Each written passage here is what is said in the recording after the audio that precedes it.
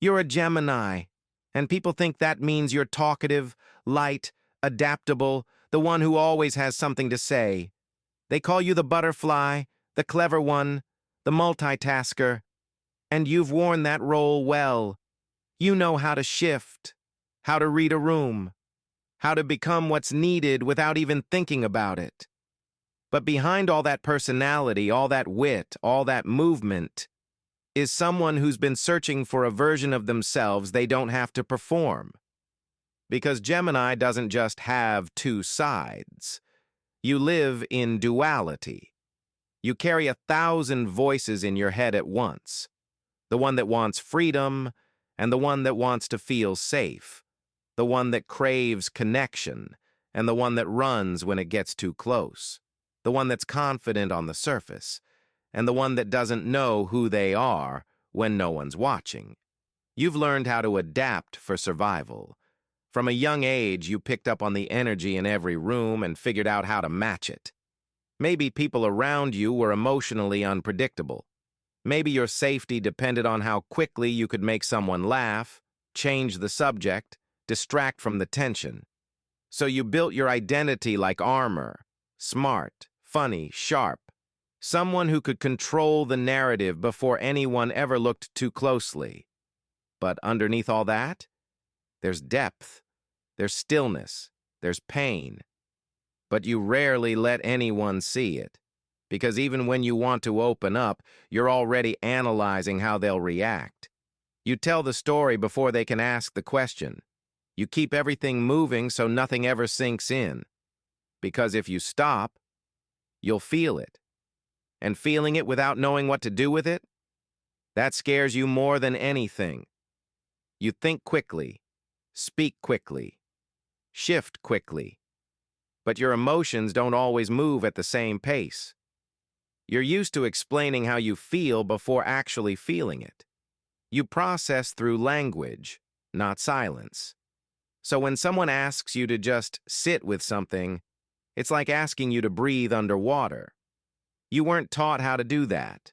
You were taught how to keep it light, how to keep it moving, how to keep people from getting too close to the places you haven't figured out yourself.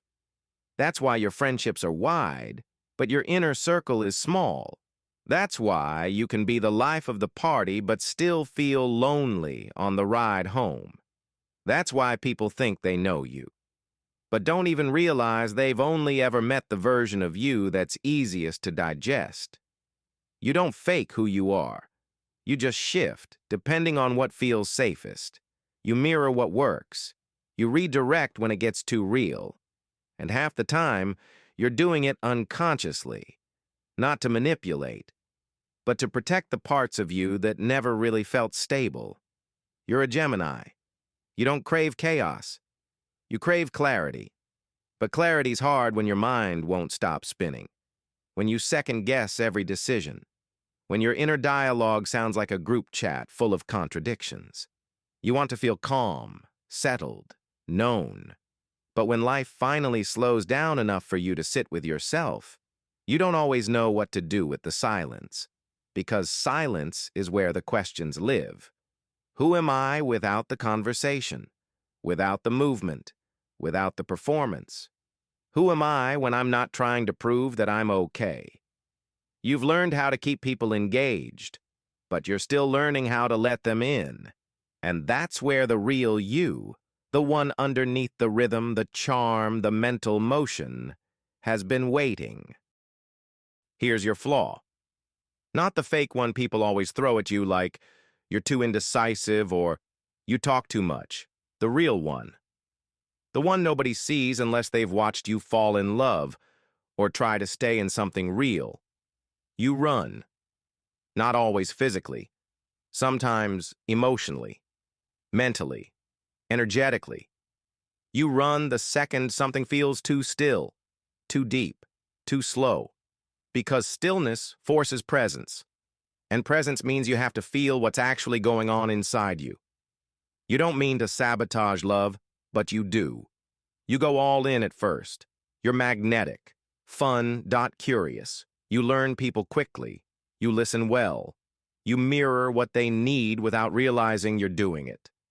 But as soon as it starts to feel repetitive or vulnerable or like they're starting to really see you, you shift. You crack a joke. You pull back. You get busy. You tell yourself you're just protecting your peace, when really you're scared of what peace might reveal. Because you don't fully trust people. Not with your heart, not with your mind, not with the parts of you that feel messy or unsure or unfinished.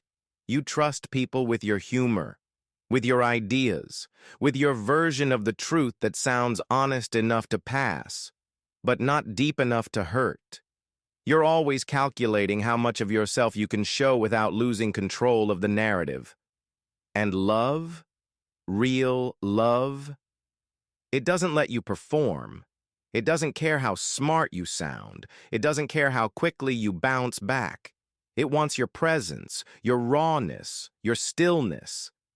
And that's where things get shaky for you, because you've built your entire sense of safety around movement, around staying in your head instead of your body, around analyzing instead of feeling. That's why you stay in your head when you're triggered. You replay the conversation. You imagine every possible outcome. You prepare for what they might say instead of asking how you really feel. You don't trust your first emotion, so you question it until it disappears. You don't cry in front of people easily, not because you don't want to, but because you're already anticipating what they'll do with your vulnerability. You've seen too many people drop the ball, get distant, make it about them. So now, you keep your real feelings folded up in your back pocket, close enough to carry, but never fully exposed. This is how you sabotage your peace. You keep things light because heaviness scares you. You keep options open because being stuck in the wrong thing feels worse than being alone. You ghost people when you feel misunderstood, not because they hurt you, but because you don't know how to explain what's happening in your mind without sounding unstable. You're not unstable. You're just tired. Tired of translating your heart through your intellect. Tired of using conversation to distract from emotion. Tired of always being the one who makes everything okay, even when you're the one who's unraveling. You want real connection. You want someone who gets the joke but also gets the silence. Someone who doesn't flinch when your mind spirals. Someone who sees through your lightness and doesn't make you feel guilty for having shadows. You want love that doesn't need to be impressed, just felt. That's when the healing starts. When you stop trying to be understood by everyone and start choosing people who already get it. When you stop adapting to survive and start settling into the version of you that feels natural, not strategic. When you realize that your presence, not your potential, is enough. Your glow-up doesn't come when you figure it all out. It comes when you stop trying to explain everything, when you finally sit still with yourself long enough to say, "This is who I am," even when I'm not performing. Your mind is always on. You don't coast through life. You interpret it. You scan everything. You analyze everyone. You question motives, meanings, direction, and purpose constantly. It's not just curiosity. It's how you regulate the chaos inside. Because if you can make sense of the world, maybe you can finally feel settled in it. But Gemini, that settled feeling doesn't come from figuring everything out. It comes from knowing when to move and when to stay still. That's why timing matters more than you realize. Because your natural state is motion. But motion without meaning, it burns you out, leaves you scattered, makes you question everything you're doing even when you're technically doing well. The 9-year personal cycle gives you a rhythm to move in, a pattern to help you align with your energy instead of constantly working against it. Let's break it down. To find your personal year, take your birth month and day and add it to the current year. For example, if you were born June 6, 2006, and it's 2025, 6 plus 6 plus 2 plus 0 Plus 2 plus 5 equals 21. 2 plus 1 equals 3. You're in a personal year 3. Here's how the full cycle flows so you can see where you're really at. Year 1 is the reset, new beginnings, a push to start fresh. Your identity is shifting and you're being asked to move with it, not against it. If you overthink here, you'll stall. Trust the spark. Year 2 is slow, emotional. It's a year of tension, partnerships, reflection. You'll feel like everything is paused. But that's the point. It's a deepening year, not a showing off one. Year 3 is your natural vibe, expression, creativity, movement.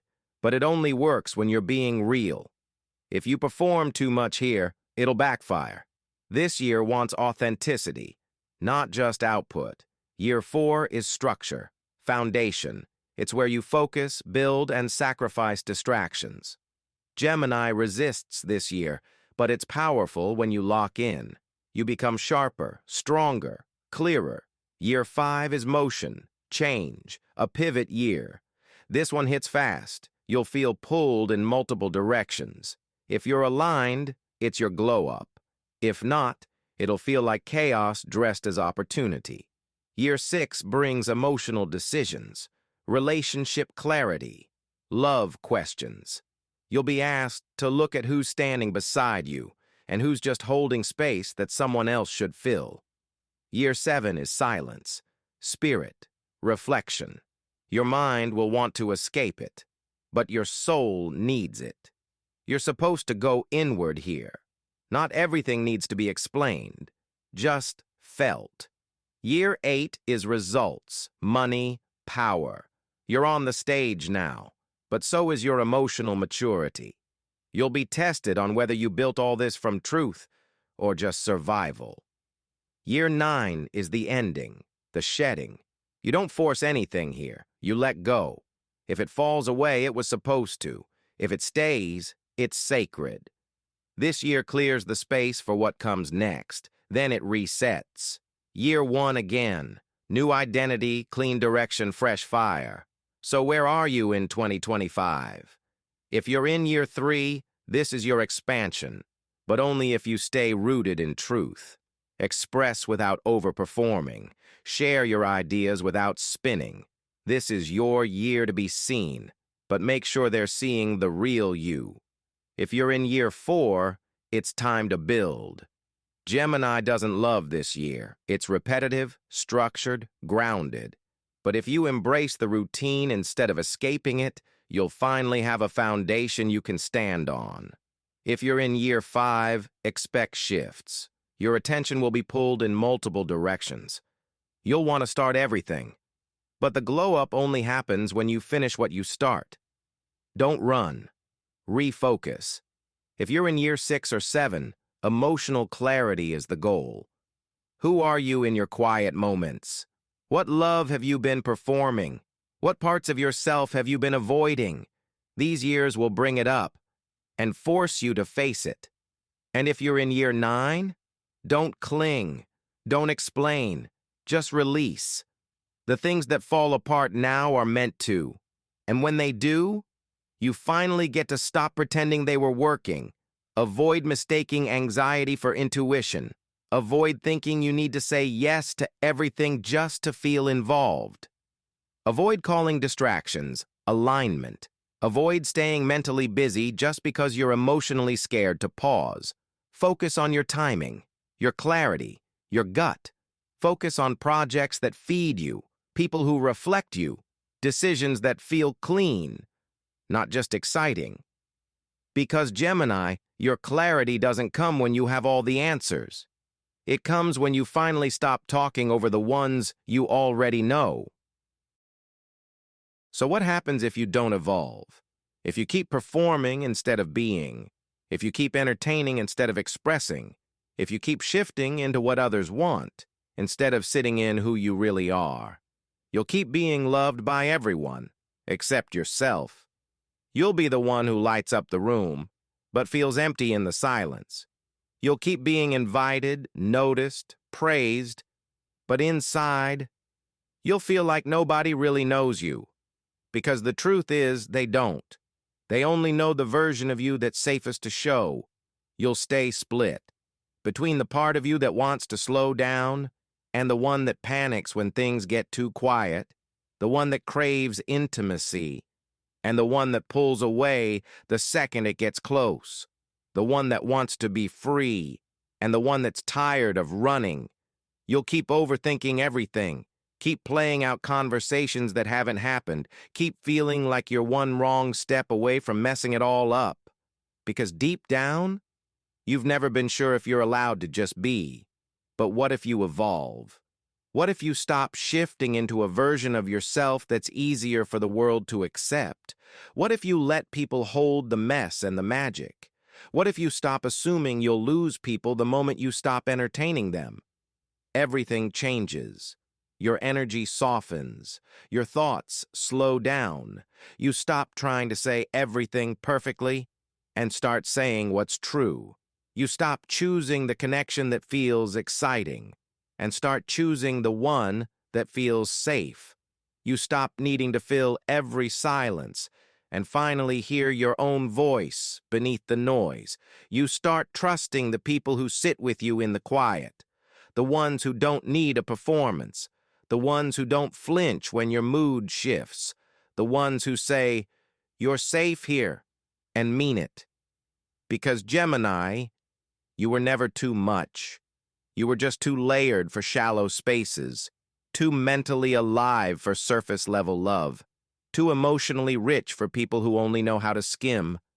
And once you realize that, you stop shrinking. You stop spinning. You stop acting like you need to simplify your soul just to be understood. You start showing up fully, even when you're unsure, even when your mind is still catching up, even when your past says, "Be careful. This could end badly." You show up anyway. Not as a character, not as a mood, not as a curated version of who you think you're supposed to be. Just you. That's when life clicks. Your friendships get cleaner. Your love feels lighter.